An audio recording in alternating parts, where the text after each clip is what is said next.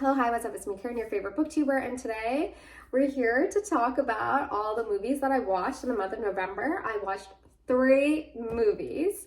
I also rewatched season 1 of Peaky Blinders, and then I finished season 2 of The Book Group, and let's dive right into it. The first movie that I watched was Anora, and I loved it. I am excited. I don't know when this video is going to post, but my next newsletter is going to be about Anora, so please subscribe. And if you don't get the newsletter like in your inbox, you can read the old one and find it. So whatever time you're watching this, all will be well. Anora is a story of Anora, who goes by Annie, who's a stripper in New York City of Russian descent, like first gen.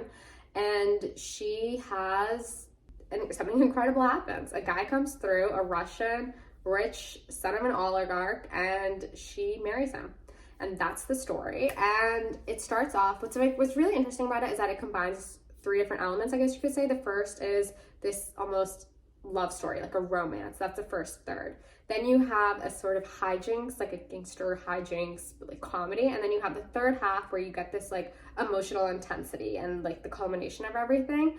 And all of this is like rendered, because I was explaining this to my sister and she was like, oh, I don't like it when films change tones. And it's like, it's not really changing tones, because throughout the whole entire thing you get this like kind of like, it feels happy-go-lucky, and then there's this like simmering emotional undercurrent, this like darkness that's there present throughout the whole time, like even amidst the humor you're still able to like see it. And then it ends, and just like the emotions one feels, like I almost cried at the cinema at the end of that film, because I had just went through all of those emotions that Annie went through, and I was like, wow. But there's lots of like discourse around, not that much discourse around this film. I think for the most part, people seem to be really positive about it, and I would agree. And there's conversations about how this is like talking about the American dream or whatever it may be, but I'll talk about it more in my newsletter. I can't say more, but I really enjoyed this film. I thought it was awesome, and I kind of want to watch it again. Hopefully, I don't know if it's still in the cinemas, but maybe I can find something. Okay, that was that film. Then the second film that I saw was Afraid to Die, which, if I'm to be honest with you, was afraid to pick a plot. That was my joke. I don't know. Did you guys like it? Anyways, this film came out in 1960, and it stars Mishima. It's like, I think it was his debut film, and it's the story of a Yakuza who starts off like he's in prison because he had tried to kill someone or whatever. It didn't work, and he's there, and he's set free.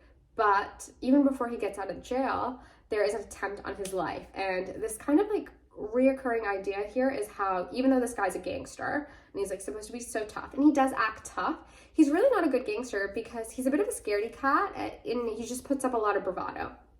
And so that's like the main idea here, as he's trying to figure out next steps, possibly leave like this gangster lifestyle, but like hesitate. And then like different elements are introduced in here that I'm just like, why did you do that? Like, I don't know. It was a really long film, but I liked it. But also it made no sense at times. And midway through the film, we find this gangster character finding the love of his life, but the way their relationship starts is he rapes her, and I did not like that. I did not like that at all. But this woman, she is the usher of a cinema that his family owns. She is so charming, so plucky, and so just like, she reminds me, I guess you could say, no, I was gonna say she reminds me of Margarita from Master and Margarita, in the sense that like both of those characters have just like, I don't know, like a can-do attitude or something like that. I don't know. They're both great. Like, she was really the star of the film for me. But I did not like how that relationship started. It made no sense, because then like the second half of the film really focuses on their romance and the ways in which she's like in his life and kind of like sticking with him.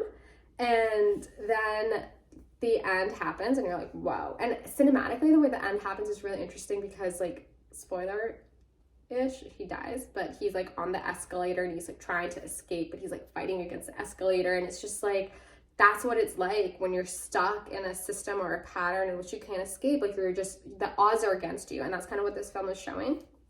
And one of the greatest characters in this film is the asthmatic assassin, which is like incredible. I loved that guy. Like, I mean, I didn't love him because he's mean, but I loved like just the irony of all of that, and it kind of reminded me a little bit of the character from In the Mood of Love, whatever that film was that I watched. Like, you know how I was talking about how there was the main hero, the protagonist, like the main guy, but he had a sidekick who was like a crummy sort of individual. Like, both of them, they reminded me of each other a little bit.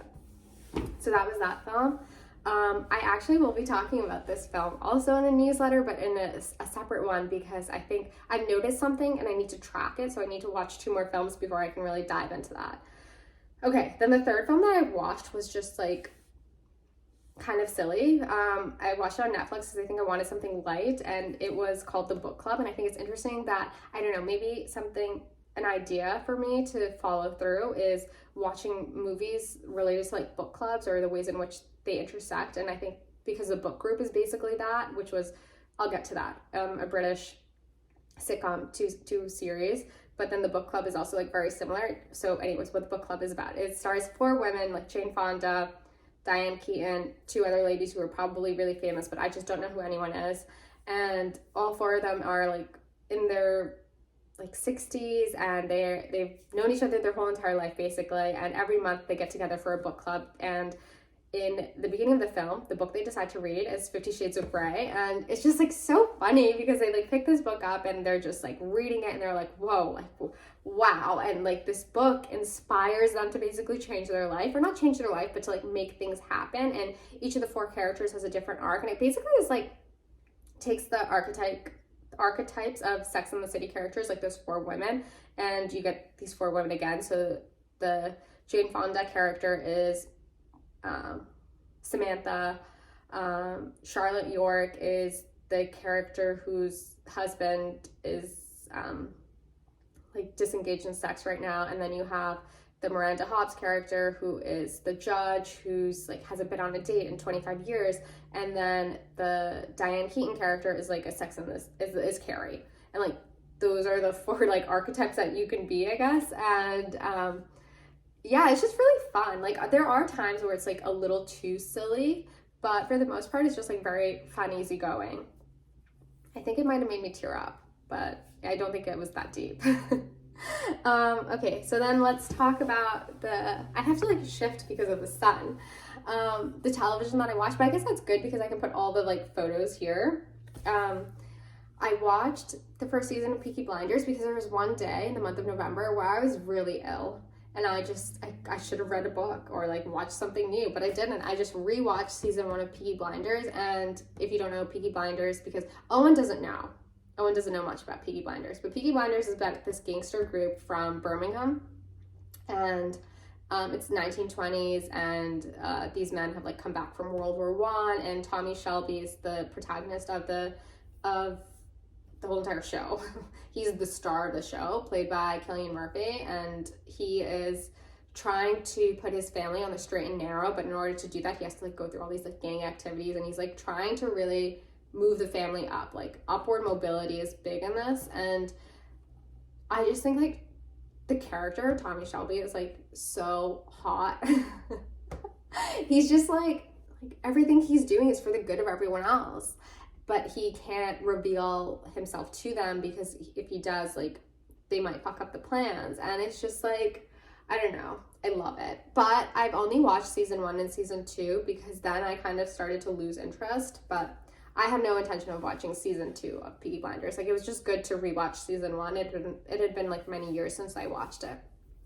Then after that, I finished up the book group, and the book group is this British sitcom from the early 2000s, and it stars this American woman who comes to Glasgow, and she's living there. She starts a book club because she like wants to interact with like British people and just have highbrow conversations, but she gets like this mishmash of people together, and they rarely ever really talk about the book, but the book does inspire certain events in the episodes. And in season 1, you saw like whatever happened, because I talked about this in my previous video, but in season 2, they're kicking off with what happened, where one of the characters has died, and his brothers come through, and now the main girl and the brother are dating, but they're not really meant to be. And then main protagonist, like her sisters also come from America, and she's kind of like having her American in the UK moment, and like things are really happening for her, and the narrator's like feeling annoyed, and all of these characters like go on their different arcs, and like people are coming in and out. It's just so fascinating, but there is a way in which things are a little bit fantastical, like a larger than life, and obviously like that is what happens in a sitcom. Like things do need to be larger than life and really exaggerated.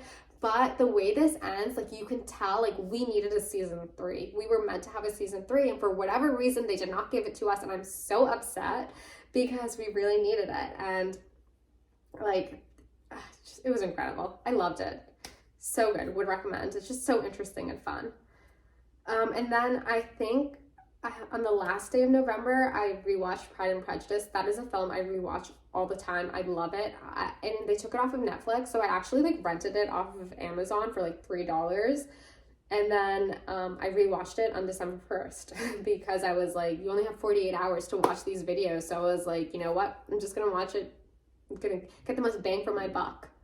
And yeah, that was everything. I would love to know what you watched in the month of November, if there was anything good. If you are planning on doing a movie challenge in the year of 2025, let me know. And with that, I'll see you in my next video. Thank you. Bye.